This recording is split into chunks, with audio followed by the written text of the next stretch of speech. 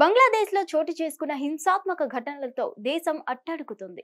రిజర్వేషన్ల వ్యతిరేకత ఉద్యమం ఊపందుకున్న దశలో అనూహ్యంగా బంగ్లాదేశ్లో రాజకీయ పరిణామాలు ఒక్కసారిగా మారిపోయాయి. ఈ సమయంలో ప్రధానినే పారిపోయేంతలా చేసిన బంగ్లాదేశ్ సంక్షోభం ఏంటి? ఎందుకింత తీవ్రంగా ఉంది? బంగ్లాదేశ్ పరిస్థితిపై భారత్ ఏమనుకుంటుంది? ఈ ఆందోళనలు భారత్పై ఎలాంటి ప్రభావం చూపుతాయి? Let's watch the story.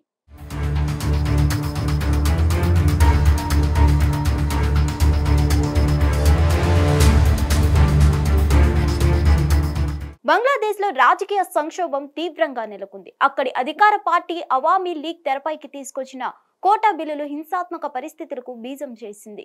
Bangladesh ప్రధానమంత్రి షేక్ హసీనా 1971లో దేశ స్వతంత్రం కోసం పోరాడిన వారి కుటుంబ సభ్యులకు ప్రభుత్వ ఉద్యోగాల్లో 30% రిజర్వేషన్లు కల్పిస్తూ నిర్ణయం తీసుకున్నారు.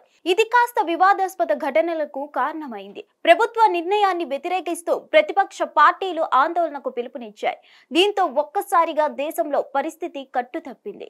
శాంతి భద్రతలకు క్షీణించాయి. ప్రజలు ఆందోళనలు చేస్తూ రోడ్ల మీదకి వచ్చారు. పలు హింసాత్మక ఘటనలు చోటు చేసుకోవడంతో ఇప్పటి వరకు 300 మంది దాకా చనిపోయారు.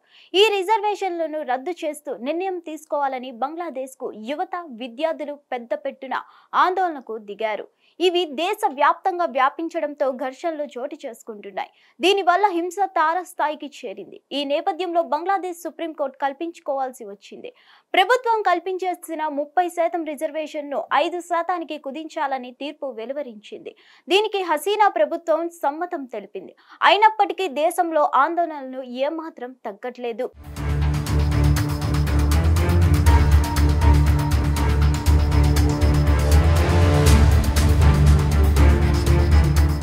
దేశంలో ఇప్పటికీ హింస పెరిగిపోతున్న క్రమంలో ప్రధానమంత్రి హసీనా ఆందోళనకారులతో చర్చలు జరిపేందుకు నిర్ణయం తెలిపారు. ఆందోళనకారులు దేశంలో అనవసరంగా విధ్వంసం సృష్టిస్తున్నారు. విధ్వంసానికి పాల్పడేవారు ఉగ్రవాదులతో సమానం. వారికి సంకెళ్లు వేసి బంధించాలి. జైళ్లకు పంపించి కఠిన శిక్ష విధించాలి. అశాంతిని కలుగజేసే వ్యక్తులపై కఠిన చర్యలు తీసుకోవాలి. వారిపై ఉక్కుపాదం మోపాలి. అప్పుడే దేశంలో శాంతి పరిడ విల్లుతుందని హసీనా ఘాటుగా వ్యాఖ్యానించారు. ఇదే సమయంలో ఆందోళనకారులతో తాను చర్చలు జరిపేందుకు సిద్ధమని పిలుపునిచ్చారు. అయితే అందుకు వారు ఒప్పుకోలేదు.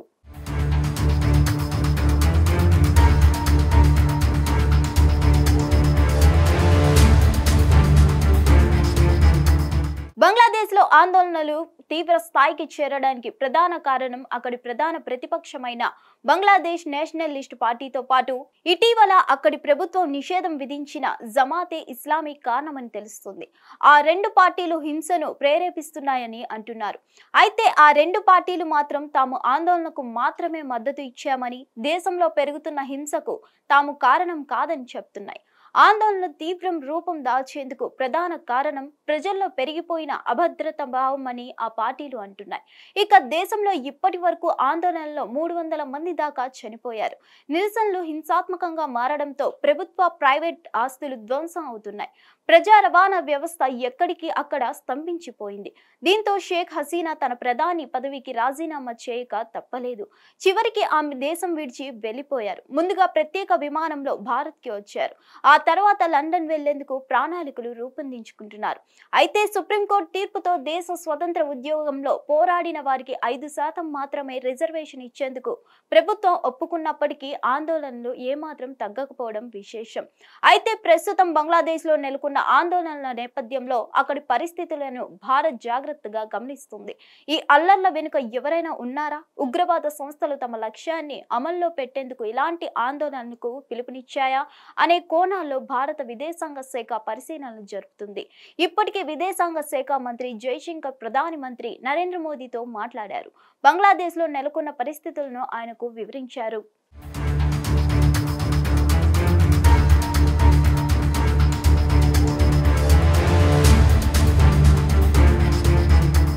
మరోవైపు బంగ్లాదేశ్ సైన్యం కంట్రోల్లోకి వెళ్లడంతో భారత్ అలర్ట్ అయింది. ఇప్పటికే భారత్ బంగ్లాదేశ్ సరిహద్దు ప్రాంతాల్లో భారత భద్రతా బలగాలు పర్యవేక్షిస్తున్నాయి. చొరబాటుదారులు ఎవరు భారత్ భూభాగంలో చొచ్చుకోరాకుండా జాగ్రత్త పడుతున్నారు. ఇక బంగ్లాదేశ్ లో ఇరుక్కుపోయిన 3000 మంది విద్యార్థులందరినీ భారత్ కు ప్రత్యేక విమానం ద్వారా తీసుకొచ్చే ఏర్పాట్లు సత్వరమే చేపట్టాలని కీలక నిర్ణయం తీసుకున్నట్లు సమాచారం.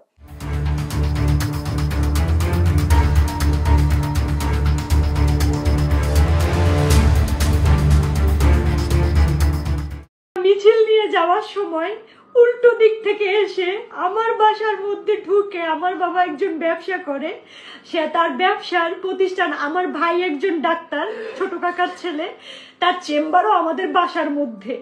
এই চেম্বারের মধ্যে ঢুকে আমাদের পুরো ভাইরা চুইরা কিচ্ছু রাখে নাই। আমার কাকাকে খুঁজতেছিল, আমার ভাইকে খুঁজতেছিল, মানে এরা কোথায়। আমার মা বাইরে ছিল, আমার মা শুধু নিরুপায় হয়ে দাঁড়ায় দেখতেছে যে ঘরে ফ্যান বলেন, খাবার জলের জগ বলেন, একটা একটা গ্লাস বলেন, কিচ্ছু রাখে নাই, পিটাই ভাইয়া ফেলাইছে। বাবা যতটুকু পারছে ছবি তুলছে এবং বাবারে মারছে, বাবার গায়ে হাত দিছে। আর আমার ছোট কাকা তো পলাই আছে, আমার ছোট কাকাকে ওরা খুঁজতেছে। মানে আমরা কতটা নিরুপায় আজকের এই ছাত্রদের কারণে। আমরা এখন কি দেশ ছেড়ে নিজের জায়গা জমি ছেড়ে কি আমরা ইন্ডিয়া পালাই যাবো, এটা মনে করতেছে সবাই। কেন ইন্ডিয়া যাব? আমরা স্বাধীন দেশে বাস করি না? আমরাও দেশের নাগরিক না? তো তাহলে কেন আমাদের সাথে এরকম হবে? আমরা তো স্বাধীনতা, ঠিক আছে, সবই ঠিক আছে।